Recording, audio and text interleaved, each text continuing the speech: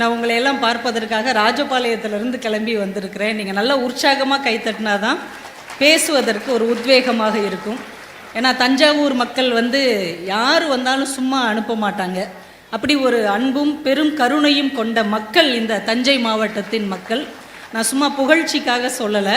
எப்படி தஞ்சை மாநகருக்கு அந்த பெரிய கோவில் ஒரு தஞ்சை மன்னனுடைய உறுதியையும் வீரத்தையும் பக்தியையும் அடையாளம் காட்டுவதற்கு ஒரு அரிச்சுவடியாக இருக்கிறதோ, அதுபோல வீரத்திற்கு பெயர் பெற்ற இந்த மண் ஈரத்திற்கும் பெயர் பெற்றது என்பதை இங்குள்ள மக்கள் எப்போதும் நிரூபித்தே வந்திருக்கிறார்கள்.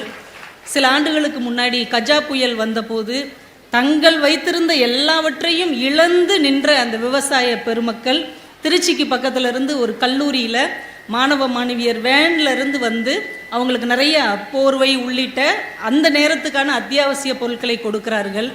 வாங்கி வச்சுக்கிட்டு வெறுங்கையோடு இந்த பிள்ளைகளை அனுப்பக்கூடாது என்று வீழ்ந்து கிடக்கிற தென்னை மரங்களிலிருந்து இளநீர்களை வெட்டி இந்தாருங்கள் நீங்கள் பசியாறி செல்லுங்கள் என்று தனக்கே ஒன்றுமில்லாத போதும் எதையாவது கொடுக்கிற மனசு இந்த தஞ்சை மாவட்ட மக்களுக்கே உரிய மனது என்று நிரூபித்த பெருமக்கள் நீங்கள். அதனால் உங்கள் மத்தியிலே பேசுவது ரொம்ப மகிழ்ச்சியாகவும் பெருமையாகவும் இருக்கிறது. அது இந்த புத்தக திருவிழா நடைபெறுகிற இடம் என்னது? அரண்மனை வளாகம். ஒரு காலத்தில் ராஜாக்களும் ராணிகளும் இளவரசிகளும் நடந்து சென்ற பழகி இருக்கிற இடத்தில் நாமெல்லாம் உட்கார்ந்துருக்கிறோம். இதுவே எவ்வளோ பெரிய ஒரு வரலாற்று ஆச்சரியம். இந்த இடத்துல நம்மளாம் முன்னாடி வந்திருக்க முடியுமா? இதே அரண்மனை வளாகத்தில் ஒரு காலத்தில் என்னெல்லாம் இருந்திருக்கும்? ஆள், அம்பு, பொன், பொருள், எவ்வளவு விஷயங்கள் இங்கே இருந்திருக்கும், எவ்வளவு பொக்கிஷங்கள் இருந்திருக்கும். இன்னைக்கு எதுவுமே இல்லை.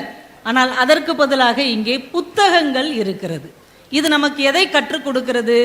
ஆள், படை, அம்பு, பொன், பொருள் எல்லாம் ஒரு நாள் காலத்தால் அழிந்து போகும். ஆனால் புத்தகங்கள் காலத்தை தாண்டி வென்று நிற்கும் என்பதற்கு இந்த அரண்மனை வளாகத்தில் புத்தக திருவிழா நடப்பதே ஒரு மிகப்பெரிய அழகிய ஒரு குறியீடாகத்தான் என்னால் பார்க்க முடிகிறது. அதனால காலத்தால் அழியாத பொக்கிஷம் புத்தகம் என்பதற்கு இந்த நிகழ்ச்சியே ஒரு அடையாளமாக இருக்கிறது. ஏன்னா புத்தகம் தாங்க ஒரு ஆசான், புத்தகம்தான் ஒரு நண்பன், புத்தகம்தான் ஒரு நாளும் நமக்கு மோசம் செய்யாத நல்ல வழிகாட்டி. இன்றைக்கு வாழ்க்கை தலைமுறைக்கு நம்மளால சக மனிதர்களை கூட நம்ப முடியாத ஒரு காலகட்டத்தில் புத்தகம் மட்டும்தான் நமக்கு சரியான ஆறுதலாக, ஆலோசனை வழங்குவதாக, பக்கத்தில் நின்று ஆறுதல் தருவதாக இருக்கக்கூடியது இந்த புத்தகம் ஒன்றுதான் என்பதை அடுத்த தலைமுறைக்கு நாம் கொண்டு சென்று விட்டாலே நம்ம வாழ்க்கையில சரியான ஒரு வேலையை செஞ்சோம் அப்படிங்கிற நிறைவு அடைந்து விடலாம். ஏன்னா 50-60 வருஷம் நம்ம வாழ்க்கையில வாழ்ந்து எந்த அனுபவத்தை கற்றுக்கொள்ளுகிறோமோ அதை ஒரு கவிதை நமக்கு சொல்லிக் கொடுத்து விடும், ஒரு கதை நமக்கு கற்றுக் கொடுத்து விடும், ஒரு கட்டுரை நமக்கு ரொம்ப அழகாக படம் போட்டு காட்டிவிடும், ஒரு நாவல் நம்மை அதற்குள்ளே வாழ வைத்து விடும். இன்னைக்கு அனுபவம் பெறணும்னா 70 வருஷம் 80 வருஷம் இந்த மக்களோட வாழணும், இந்த வாழ்க்கையை கற்றுக்கொள்ளணும்னு அவசியமே இல்லை.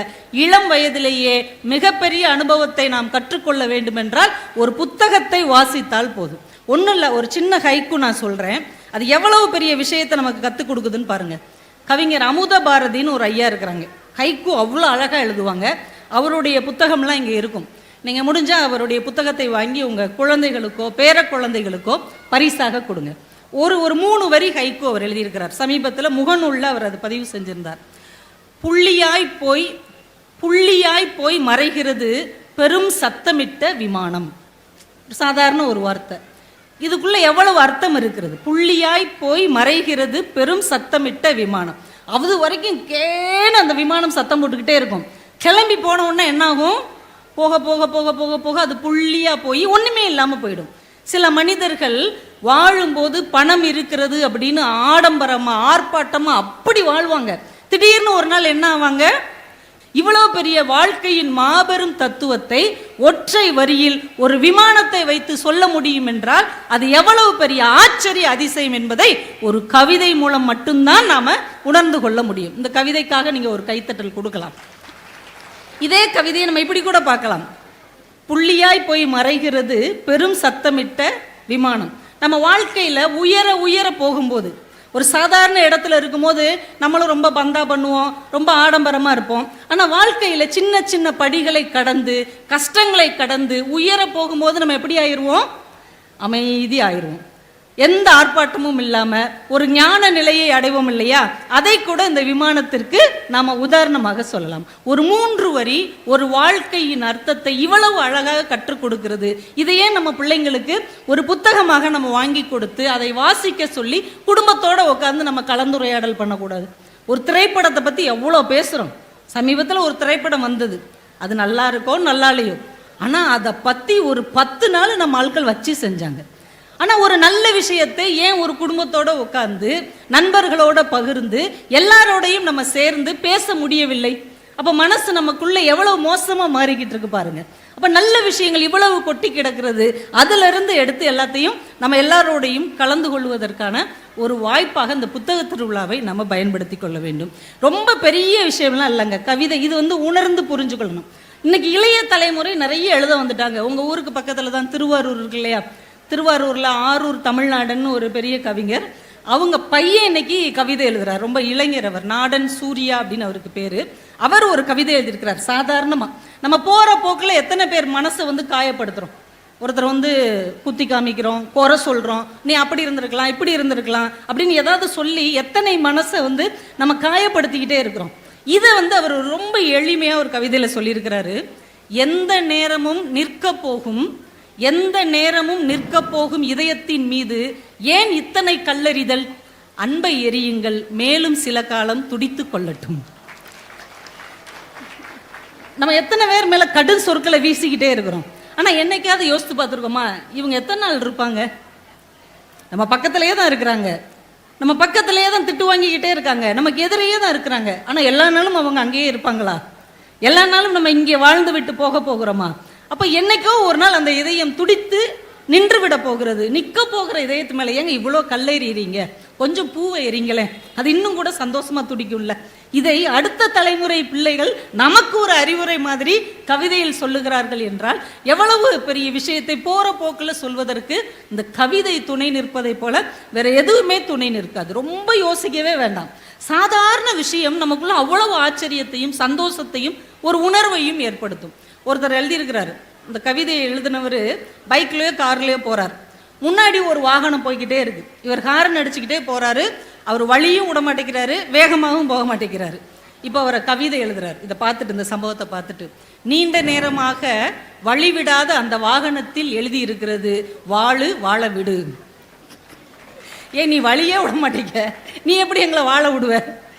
எவ்வளவு சாதாரண போற போக்கில் ஒரு நகைச்சுவை உணர்வின் மூலமாக முன்னால் போகிற ஒரு மனிதனுடைய மனசை பதிவு செய்வதற்கு நம்முடைய கவிஞர்களால் எவ்வளவு இயல்பாக முடிகிறது. இதையெல்லாம் நம்ம பார்த்து படித்து 4 பேர்கிட்ட பகிரும்போது மனசு எவ்வளவு ஆறுதலாக இருக்கும். இதை நம்ம பெரும்பாலும் செய்ய மறந்து விடுகிறோம். ஒவ்வொரு வருஷமும் மாவட்ட நிர்வாகமும் தமிழ்நாடு அரசும் எல்லாம் ஒன்று சேர்ந்து ஒரு புத்தக திருவிழாவை நடத்தினால் மட்டும்தான் நம்ம புத்தகம் இருக்கிற பக்கமே திரும்பி பார்க்கிறோம். ஆனால் புத்தகத்தில் எத்தனை பக்கங்கள் இருக்கிறது, அது வாழ்க்கையின் எல்லா பக்கத்தையும் நமக்கு அறிமுகப்படுத்துகிறது என்பதை மறந்து போகிறோம். நிறைய நேரம் பார்த்தீங்கன்னா நம்ம வீட்டில் உள்ள பிள்ளைங்களே இந்த மொக்க கவிதையெல்லாம் சொல்லுவாங்க, பார்த்துருக்கிறீங்களா?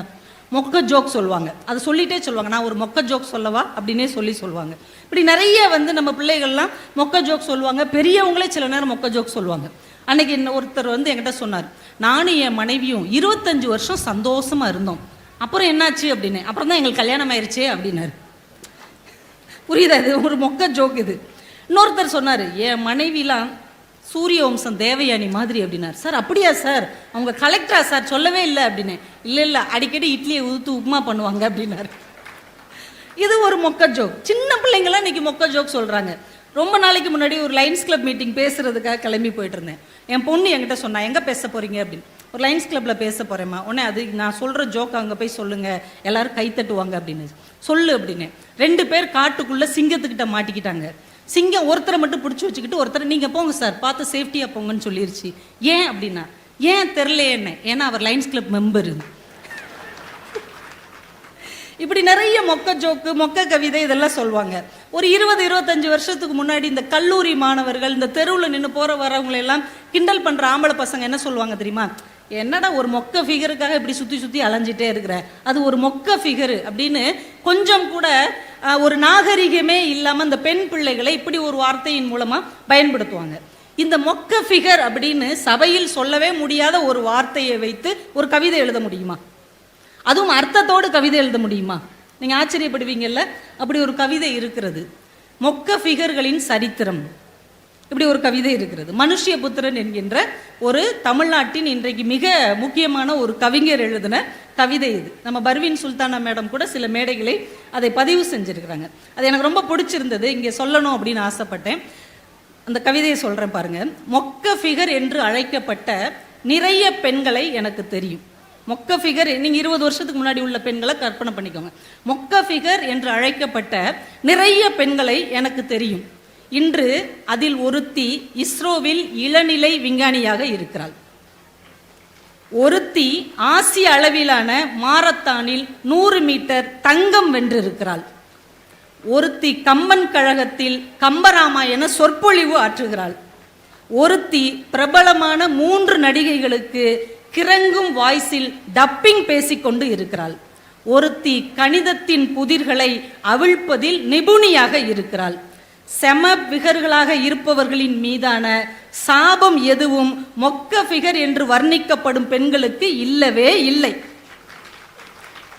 மேலும் செம ஃபிகர்கள் என்று சொல்லப்பட்டவர்கள் எப்போதும் யாரையோ நினைவுபடுத்துகிறார்கள். செம ஃபிகர்கள் என்று சொல்லப்படுகிறவர்கள் எப்போதும் யாரையோ நினைவுபடுத்துகிறார்கள். ஆனால் மொக்க ஃபிகர்கள் என்று சொல்லப்பட்டவர்கள் தான் யாரையும் போல இல்லாமல் அவர்களாகவே இருக்கிறார்கள். இதுக்கு நல்ல ஒரு கைத்தட்டல் கொடுக்கலாம்.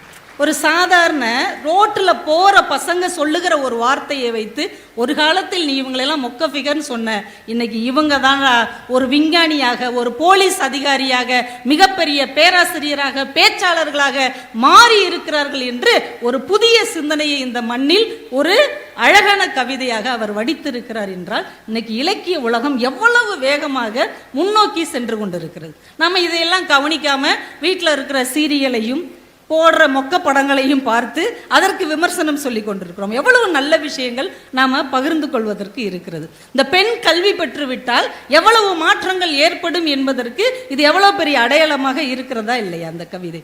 ஏன் 50 வருஷம் 60 வருஷத்துக்கு முன்னாடி கல்கி அவர்கள் பெண் கல்வி பற்றி ஒரு கதை எழுதினார். அதுக்கும் இந்த கவிதைக்கும் அப்படி ஒரு அழகான லிங்க் இருக்குது. கடிதமும் கண்ணீரும் அப்படின்னு அந்த கதைக்கு பேர். கதை சொல்லலாம்ல, சுருக்கமாக அந்த கதையை சொல்கிறேன். அது கொஞ்சம் பெரிய கதை தான், நான் சிம்பிளாக சொல்கிறேன். கதை சொல்வதற்கு ஏற்ற மாதிரி நான் கொஞ்சம் மாற்றி சொல்கிறேன். கடிதமும் கண்ணீரும் எப்போ எழுதுனது? 1950 60களில் கல்கி எழுதுனது. கல்கி யாருன்னு தெரியும்ல? பொன்னியின் செல்வன் எழுதினவர். அப்படி சொன்னால் தான் நமக்கு தெரியும். பொன்னியின் செல்வனை எழுதிய கல்கி எழுதின கதை தான் கடிதமும் கண்ணீரும். இந்த கதையில் ஒரு மிகப்பெரிய பெண்கள் மட்டுமே படிக்கிற பள்ளிக்கூடம், கல்லூரியை இயக்குகிற அந்த தாளாளர் அம்மா, அன்னபூர்ணின்னு அவங்களுக்கு பேர். அவங்க கல்லூரியை அப்படியே வலம் வர்றாங்க, அப்படியே ஒரு சுற்றி பார்த்துக்கிட்டு வர்றாங்க. ஒரு வகுப்பில் பிள்ளைங்க கியா கியான்னு கத்திக்கிட்டு இருக்குது. கல்லூரி மாணவிகள், ஆசிரியை வரலன்னொடனே நம்ம என்ன செய்வாங்க? பேன்னு கத்திக்கிட்டு தானே இருப்பாங்க. பிள்ளைங்கள்லாம் கத்திக்கிட்டு இருக்கிறாங்க. உள்ளே வந்து ஏமா இப்படி கத்துறீங்க, அமைதியாக இருங்க அப்படின்னு.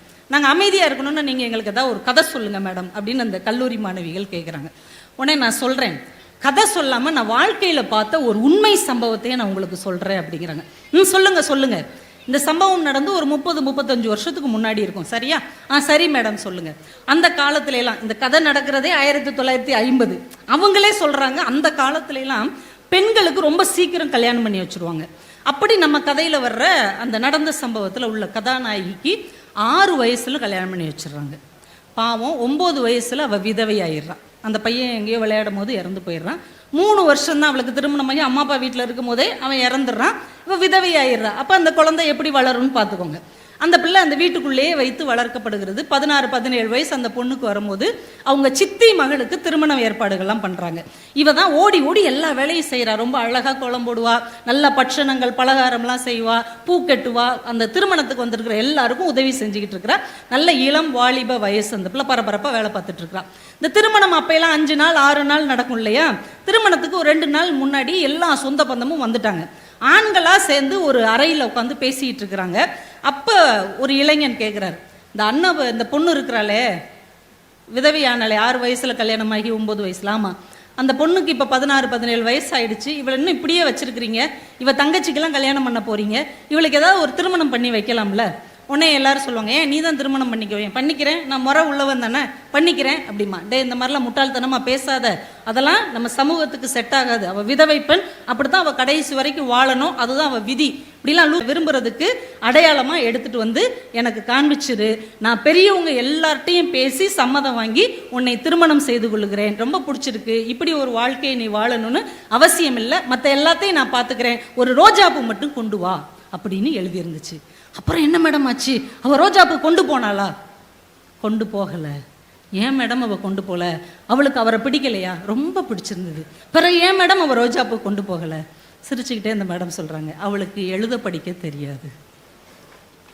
அச்சோ, அப்புறம் அப்புறம் என்ன மேடம் ஆச்சு? அப்புறம் அவள் அவங்க அப்பாட்ட போய் அழுதா, அப்பா எனக்கு படிக்கிறதுக்காவது ஒரு வாய்ப்பு கொடுங்க, என்னை இப்போ வீட்டிலையே அடக்கி வச்சுட்டீங்க, படிக்கிறதுக்காவது வாய்ப்பு கொடுங்கன்னு கேட்டு படித்து 2 வருடத்திற்கு பிறகுதான் அந்த கடிதத்தை அவள் வாசித்தாள். அச்சோ, அப்புறம் என்ன மேடம் ஆச்சு? அப்புறம் என்ன, நமக்கு ஏற்பட்ட நிலைமை இன்னொரு பெண்ணுக்கு வரக்கூடாது என்று பெண்கள் படிப்பதற்காக ஒரு பள்ளிக்கூடத்தையும் கல்லூரியையும் ஆரம்பித்து உங்களிடம் தன் கதையை சொல்லிக்கொண்டு இருக்கிறாள். ஒரு பெண் கல்வி எவ்வளவு முக்கியம் என்பதை 1950, 60களில் இவ்வளவு சுவாரஸ்யமாக கல்கி அவர்கள் சொல்லியிருக்கிறார்கள். பெண் அழகற்றவள் என்று இந்த சமூகம் ஒதுக்கினாலும் அவள் தான் கற்ற கல்வியால் விஞ்ஞானியாக, ஒரு வீராங்கனையாக, ஒரு பேராசிரியராக மலர முடியும் என்று மொக்கஃபிகர் சரித்திரத்தில் மனுஷ் சொல்லியிருக்கிறார். என்றால் இந்த கல்வி என்பது பெண்களை எவ்வளவு உயர்த்தும் என்பதற்கு இந்த புத்தக கண்காட்சி ஒரு மிகப்பெரிய அடையாளமாக இருக்கிறது. எனக்கு கொடுத்த தலைப்பு வந்து மனதில் உறுதி வேண்டும். மனதில் உறுதி வேண்டும் அப்படின்ன உடனே நீங்கள் இயக்குனர் சிகரம் பாலச்சந்தர் அவர்கள் எடுத்து நம்ம நடிகை சுகாசினி அவர்கள் ரொம்ப சிறப்பாக நடித்த திரைப்படத்தை பற்றி பேசுகிறேன் அப்படின்னு நீங்கள் நினச்சிட வேண்டாம். தலைப்பு மட்டும்தான் அதை எடுத்துருக்கிறேன். ஆனால் அந்த படமுமே நல்ல படம். அந்த படத்தில் தான் விவேக் சார், எஸ்பிபி சார் மாதிரி 15 நடிகர்கள் அறிமுகமான ஒரு நல்ல திரைப்படம் அது. அந்த படம் பார்த்த ஞாபகம்லாம் இருக்குதா? ஒரு செவிலியர், ஒரு நர்ஸ் எப்படி இருப்பதற்கு இன்றைக்கு வரைக்கும் வரைவிலக்கணமாக இருப்பது மனதில் உறுதி வேண்டும் நந்தினி கேரக்டர் தான். அப்படி ஒரு செவிலியரா சுகாசினி நடிச்சிருப்பாங்க. அவங்களுடைய கணவர் அவங்கள விவாகரத்து பண்ணி வேற பெண்ணை திருமணம் பண்ணிக்குவார். ஆனால் அவருக்கு கூட இவங்க கிட்னி கொடுப்பாங்க. ஏன்னா ஒரு நர்ஸாக பாதிக்கப்பட்ட பேஷண்ட் யாராக இருந்தாலும் உதவுவது ஒரு செவிலியரின் கடமை என்று அந்த படத்தில் அவ்வளவு கம்பீரமாக அவங்க நிரூபிச்சிருப்பாங்க. ஏன்னா அந்த மனசு தான் கடவுள். நம்ம மனசு உறுதி வேண்டும் அப்படின்னா என்ன நினைப்போம்? அப்படியே கடுமையாக இருந்து ஒரு விஷயத்தை சாதிக்கிறதுக்கு தான் மனதில் உறுதி வேண்டும் அப்படின்னு நினைப்போம். அப்படி கிடையாது. எல்லாரையும் சகித்து கொண்டு பொறுமையோடு நேசிப்பதற்கு கூட மனதில் உறுதி வேண்டும். அந்த மன உறுதி இருந்தால்தான் அந்த மனசு பக்குவப்படும். பக்குவப்பட்ட மனசால தான் எல்லாரையும் நேசிக்க முடியும். மென்மையாக இருப்பதற்கு கூட நாம உறுதியோடு இருக்க வேண்டும். ஏன்னா இந்த மனசு தாங்க எல்லா இன்பத்துக்கும் காரணம். ரொம்ப குறிப்பா நம்முடைய எல்லா துன்பத்துக்கும் காரணம் எதுன்னு நினைக்கிறீங்க? மனசு தான். அதனாலதான் பெரியவங்க சொல்லுவாங்க தெரியுமா, மனசை உற்றாத, மனசை நல்லபடியா பார்த்துக்கோ. இந்த மனசுங்கிறது எங்கெங்க இருக்குது? மனசறிஞ்சு நான் சொல்றேன், நான் யாருக்கும் எந்த கெடுதலும் சொல்லலைன்னு சொல்லும்போது மனசுக்கு நம்ம எங்க கையை வைக்கிறோம்? இதயத்துக்கிட்ட வைக்கிறோம். அப்ப இதயம்தான் மனசு அப்படின்னு நம்ம ஒரு குறியீடு வச்சிருக்கிறோம். மனம் அது செம்மையானால் மந்திரம் செபிக்க வேண்டாம்னு பெரியவங்க சொல்லியிருக்காங்க. இந்த மனசை சரியா வச்சுக்கிட்டோம்னா நம்ம கோயிலுக்கு கூட போக வேண்டாம், நம்ம மனசே கோவிலாக திகழும் என்று பெரியவர்கள் சொல்லி இருக்கிறார்கள். அப்ப இந்த மனசை வந்து நம்ம ரொம்ப பத்திரமா பக்குவப்படுத்தி வைத்து கொள்ள வேண்டும். ஏன்னா இந்த மனசு தான் நம்ம நல்லா இருக்கிறதுக்கும் காரணம், நாம கெட்டு போறதுக்கும் காரணம். அதனாலதான் மனசு ஒரு குரங்குன்னு நம்ம பெரியவங்க சொன்னாங்க. ஒரு கதையே உண்டு, ஒரு பழைய கதை நீங்க கூட கேள்விப்பட்டிருப்பீங்க. ஒரு பெரியவர் என்ன பண்ணுவார், அவர் வீட்டில் ஒரு குரங்கு வளர்ப்பார். வீட்டுக்கு யாராவது விருந்தாளி வந்த உடனே ஒரு கம்பெடுத்து அந்த குரங்கு ஒரு அடி அடிப்பார். அது அமைதியாக தான் இருக்கும், ஆனாலும் அடிப்பார். வந்தவங்களுக்கு சாப்பாடு வைப்பார், ஒரு கம்பெடுத்து அந்த குரங்கை டிங்குன்னு அடிப்பார். அப்புறம் அவங்களுக்கு சாம்பார் ஊற்றுவார், சாப்பிட சொல்வார், மறுபடியும் அந்த குரங்கை அடிப்பார். ஒரு விருந்தாளிக்கு தாங்கவே முடியல. ஏங்க அது பாட்டுக்கு அமைதியாக ஒரு இடத்துல உட்காந்துருக்கு, சும்மா சும்மா அதை ஏங்க அடிக்கிறீங்க? இல்லைங்க, அப்படிலாம் கிடையாது, நான் போகிற வரைக்கும் நீங்கள் அந்த குரங்கை அடிக்கக்கூடாது. சரிங்க, உங்கள் விருப்பம் அப்படின்னு கம்பை தூக்கி போட்டுருவார். இவர் சாப்பிட்டுக்கிட்டு இருப்பாரா, அமைதியாக இருக்கிற குரங்கு மெதுவாக நகரும். அப்புறம் அந்த விருந்தாளிக்கு பக்கத்தில் உட்காரும். அப்புறம் அவர் இலைய தாம்பக்கம் இழுக்கும். அப்புறம் அதுவே எடுத்து சாப்பிடும். ஒரு வாய் அவர் மூஞ்சிலேயே அப்படியே அள்ளி தேய்க்கும். அப்புறம் அவர் தலைமையிலேயே உட்காந்துக்கிறோம். இப்போ விருந்தாளி பதறிவார், எங்க குரங்க இறங்க சொல்லுங்க, குரங்க இறங்க சொல்லுங்க. நீங்கள் தானேங்க கம்பை தூக்கி ஓரமாக வைக்க சொன்னீங்க, இல்லைங்க தயவு செஞ்சு இதை அடித்து இறக்கி விடுங்க. உடனே கம்பெடுத்து இப்படி ஒரு அடி தான் அடிப்பார், ஓடி போய் இருந்த இடத்துல உட்காந்துக்கும். நம்முடைய மனசு கூட இந்த குரங்கு மாதிரி தான். அடிக்கடி கட்டுப்படுத்தாவிட்டால் தன்னுடைய இஷ்டத்துக்கு ஊர் சுற்ற கிளம்பி விடும் என்று அந்த கதை சொல்லுவாங்க. அப்போ இந்த மனசை நம்ம ரொம்ப பத்திரமா வச்சுருக்கணும். ஏன்னா நம்ம வாழ்க்கையில் சந்திக்கிற எல்லா பிரச்சனையும் மனசு தருகிற கற்பனைகள் தான். இந்த வார்த்தையை நல்லா பதிவு செஞ்சுக்கோங்க. நம்ம வாழ்க்கையில் சந்திக்கிற எல்லா பிரச்சனைக்கும் பெரும்பாலான காரணம் மனசு செய்கிற கற்பனைகள் தான். ஒன்றும் இல்லை, நீங்கள் தஞ்சாவூர் பஸ் ஸ்டாண்ட் வழியாக போயிட்டுருக்கிறீங்க, உங்கள் நெருங்கிய நண்பர் உங்களை எதிர்க்க கிராஸ் பண்ணி போகிறார். அவர் உங்களை கவனிக்கவே இல்லை, ஏதோ ஒரு பிரச்சனையில் இருக்கிறார், இல்லை ஏதோ பஸ்ஸை பிடிக்கிற அவசரத்தில் இருக்கிறார், உங்களை கவனிக்காமல் போயிட்டார். நீங்கள் கூப்பிடுறீங்க, அப்பையும் போயிட்டார். உண்மைக்கே அவர் உங்களை கவனிக்கலை, உங்கள் வார்த்தை கேட்கல. இது நமக்கு உடனே புரியும், ஏதோ ஒரு ஞாபகத்தில் போகிறான் அப்படின்னு. அடுத்து இந்த மனசு சொல்லும், அதைப்படி ஏதோ ஒரு ஞாபகத்தில் போவான், அவனுக்கு ரொம்ப திமிரு, உன்னைய பார்த்தும் பார்க்காத மாதிரி போகிறான் பார்த்தியா, அவனுக்கு ரொம்ப கொழுப்பு கூடி போச்சு. ஏன்னா அவன் இப்போ கொஞ்சம் வசதி ஆயிட்டான்ல, பணங்காசு வந்துருச்சுல. அன்னைக்கு கூட அவன் என்ன செஞ்சான் உனக்கு ஞாபகம் இருக்கா? 8ஆம் கிளாஸ் படிக்கும் போது உனக்கு பேப்பர் காமிக்க மாட்டேன்னு சொன்னான் பார்த்தியா, அவன் ஒரு மோசமானவன். நீ அவனுக்கு எவ்வளோ உதவி செஞ்சிருக்கிற, நன்றி மறந்தவன். ஒரு 5 நிமிஷத்துக்குள்ள உங்களுக்கு 6 உயிர் நண்பனாக இருந்தவனை இந்த மனசு தன் கற்பனைகளால் முதல் கட்ட எதிரியாக மாற்றிவிட்டு தான் ஓயும். உண்மையா இல்லையா? இப்போ நீங்கள் நிறைய உறவுக்காரங்களெல்லாம் எதிரியாக நினச்சிட்டு இருப்பீங்கல்ல, நீங்கள் உங்கள் ஆள் மனசுக்குள்ளே போய் யோசிச்சு பாருங்க, அதில் முக்கால்வாசி உங்களுடைய கற்பனைகள் தான். உங்கள் அத்தை என்னைய பார்த்தா மட்டும் இப்படின்ட்டு போவா அப்படிம்பாங்க நம்ம அம்மா. அத்தை முகமே அப்படித்தான், அது இப்படி தான் இருக்கும். ஆனால் நம்ம அம்மாவுக்கு என்னமோ அவங்கள பார்த்த உடனே அப்படி சொல்கிற மாதிரி தோணும். என்ன காரணம்? இது மனசு செய்கிற கற்பனை. கணவர் வீட்டுக்காரங்கன்னா நம்ம மேலே காண்டா தான் இருப்பாங்கன்னு அவங்களாம் நினச்சிக்கிறது. இப்போ இந்த கற்பனைகள் தான் நம்மை மகிழ்ச்சியாக வாழ விடாமல் தடுக்கிறதுங்கிறத புரிந்து கொண்டோம் என்றாலே வாழ்க்கை இனிமையாக இருக்கும். ஏன்னா மனசு பண்ணுற கற்பனைக்கு அவ்வளவு ஆற்றல் உண்டு. அதை நல்ல விதமாக மாற்றணும்னா வாழ்க்கை நல்ல விதமாக இருக்கும். ஒரு நிறுவனத்தில் ஒரு அதிகாரியாக ஒரு பெண் இருந்திருக்கிறாங்க. அவங்களுக்கு இந்த ரோஜாப்பூ வாசனைனாலே தலைவலி வந்துடும். ரோஜாப்பூ பக்கத்தில் வச்சாலோ இல்லை அந்த இடத்துல பார்த்தாலோ உடனே தலைவலி வந்துடும். அந்த வாசனையே அவங்களுக்கு ஒத்துக்காது. ஒரு நாள் அவங்க நிறுவனத்தில் ஒரு மிகப்பெரிய போர்ட் ஆஃப் டைரக்டர் மீட்டிங் நடக்குது. இவங்களும் அதில் கலந்துக்கிட்டு அவங்க ஒரு முக்கியமான உரையாற்ற வேண்டி இருக்குது. அவசரமாக காலையில் கிளம்பி வர்றாங்க. பயங்கர டிராஃபிக்கெல்லாம் கடந்து இவங்க உள்ளே போகும்போது 10 மணி ஆயிடுச்சு. எல்லாரும் வந்து உட்காந்துட்டாங்க. இவங்க தன்னுடைய சீட்டில் போய் உட்காந்ததுக்கப்புறம் தான் கவனிக்கிறாங்க, எல்லார் சீட்டுக்கு முன்னாடியும் ஒரு ரோஜா பூங்கொத்து வச்சுருக்குறாங்க. அவ்வளோதான், அச்சோ என்னடா இது, ஒரு ரோஜா பூ வாசனைக்கே நமக்கு தலைவலி வருமே, இவங்க பூங்கொத்தையே கொண்டு வந்து முன்னாடி வச்சுருக்கிறாங்களே, முதலே பார்த்துருந்தா தூக்கி நகர்த்தி வச்சுருக்கலாமே, இவன் ஒன்றும் பண்ண முடியாதுன்ட்டு அப்படியே தலையை பிடிச்சிட்டு உட்காந்துருக்குறாங்க. 11:30 வரைக்கும் வேறு என்னென்னமோ பேசுகிறாங்க. அதுக்கப்புறம் டீ பிரேக்குக்கு அப்புறம் இந்த அம்மா பேசணும். இவங்களுக்கு தலைவலி பயங்கரமாக இருக்குது. 11:30க்கு டீ பிரேக் விட்டுட்டாங்க. அப்படியே தலையை பிடிச்சிட்டு அப்படியே அந்த மேஜையில் அப்படியே படுத்துட்டாங்க, கவுந்துட்டாங்க. பின்னாடி 2 பேர் பக்கத்தில் உட்காந்துருந்தவங்க நடந்து போகிறவங்க பேசிக்கிட்டே போகிறாங்க. பாருண்டா அந்த ரோஜா பூங்கொத்து காகிதத்தில் செஞ்சுருக்குறாங்க, ஆனால் பார்க்குறதுக்கு ஒரிஜினல் மாதிரியே இருக்கு, பாரு எவ்வளவு சூப்பராக செஞ்சுருக்காங்கன்னு பேசிக்கிட்டே போகிறாங்க. இவங்க சடக்குன்னு பார்த்து பேப்பர் ரோஜாவா அப்படி எடுத்து பார்க்குறாங்க. அது பேப்பர் ரோஜா. இப்போ தலைவலி போயிடுச்சு. மனசு எவ்வளோ ஏமாத்திருக்கு பாருங்க. ரோஜானாலே தலைவலி வரும்னு மனசு பதிஞ்சிருச்சு. இது பேப்பர் ரோஜாவாக இருந்தால் கூட ரோஜா பூ இருக்குது, வாசனை வந்துருச்சு, உனக்கு இப்போ தலைவலி வரணுமே. இது மனசு சொல்லுகிற ஒரு கற்பனையான ஏமாற்றுதல். இப்போ இது பேப்பர் ரோஜான்னு நிமிர்ந்து பார்க்குறாங்க, தலைவலி போயிடுச்சு. அப்போ நம்ம மனசை நம்ம எந்த விதத்தில் வழிப்படுத்தி இருக்கிறோமோ அந்த விதத்தில் தான் அது நமக்கு நன்மையாகவோ தீமையாகவோ மாறும் என்பதை புரிந்து கொண்டு இந்த மனசு மேலே கவனமாக இருந்தோம்னா வாழ்க்கை ரொம்ப சரியாக இருக்கும்.